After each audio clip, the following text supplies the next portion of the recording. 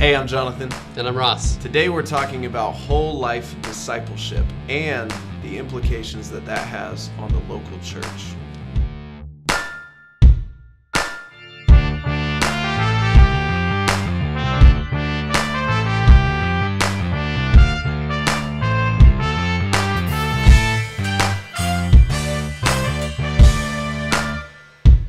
Last week we were talking about the whole church and the individual congregation's calling and capacity. We want to switch it up now and talk about sort of the individual's calling and capacity, which is going to be really important for the following months. Right. Yeah, and I think this is a question that most of us as Christians wrestle with on a regular basis. Like, Yes. What is God calling me to do? Yep. And what has He given me in order to fulfill that call? Right.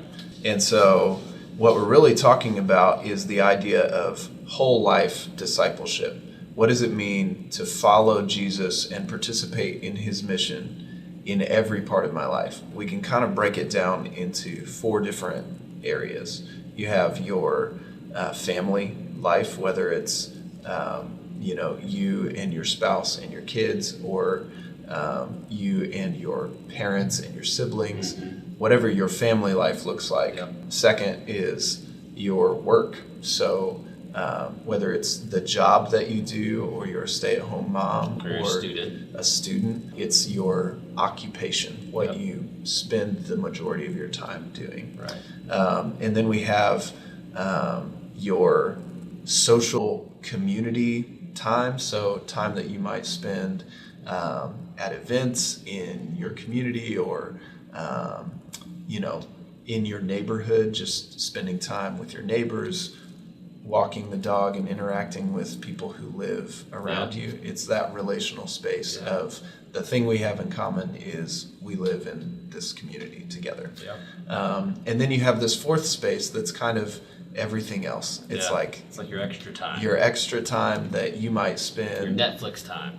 You might spend it by yourself. It might be the time that you go to the gym by yourself. It might be the time that you are volunteering at a nonprofit, or participating in a program at your church. And so what we want to think about is what does it look like to pursue God's calling on your life in each of those areas? We're getting at this idea of vocation, which we hear a lot of times in Christian circles. And if not in Christian circles, it kind of means just your vocation is your job.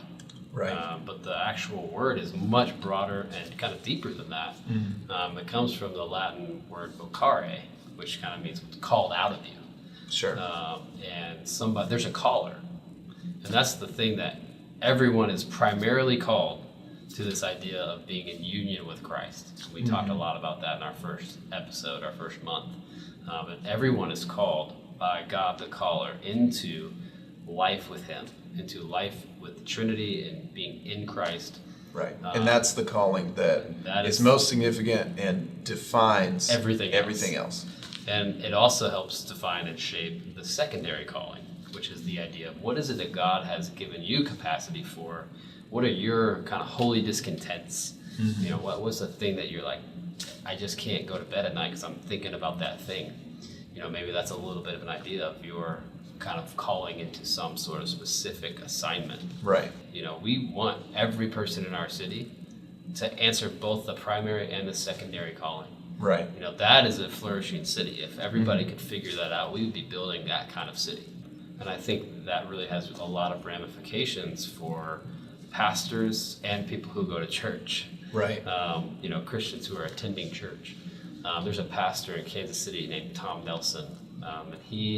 I was reading one of his books, and this is something that I'll probably never forget. He says that one day in his ministry, he got up in the pulpit and said he had to make a confession. So everybody got real nervous because who knows what he was going to say. Right. He did wrong, and they're going to have to fire him, whatever. But he got up and he said, "I'm guilty of pastoral malpractice," which is, what is that? Right. And he defined it as, I spend the majority of my time equipping you for the minority of your life. And it was this idea that he was not equipping people for whole life discipleship. Right. He was not sending people out into their individual calling capacity, the places where God has already set them, their family, their work, their neighborhood. He's basically saying, I spend most of my time figuring out how to equip you into sort of church-run initiatives. You know, be an usher, be a volunteer in the nursery, go work with the high school students. Right. That Be- fourth that quadrant, fourth quadrant of extra time. extra time. Exactly, and I think that doesn't mean we shouldn't do that. I mean, that's obviously important. We got to have that kind of thing done. Right. But basically recognizing that in my preaching, in our church structure, and everything that we do, our main goal is not to get you back in the building doing something, or even going on our own trip that we've kind of done as a church, but to Right. help you live faithfully present in the places where God has already put you. Right.